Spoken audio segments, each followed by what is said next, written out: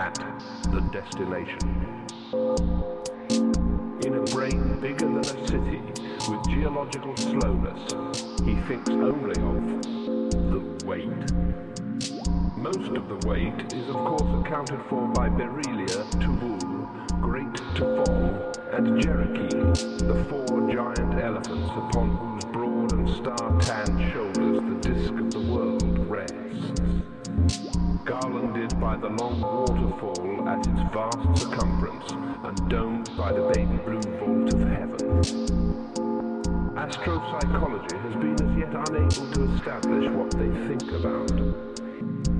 The Great Turtle was a mere hypothesis until the day the small and secretive kingdom of Krog, whose rimmost mountains project over the rimfall, built a gantry and pulley arrangement at the tip of the most precipitous crag and lowered several observers over the edge in a quartz-windowed brass vessel to peer through the mist veils.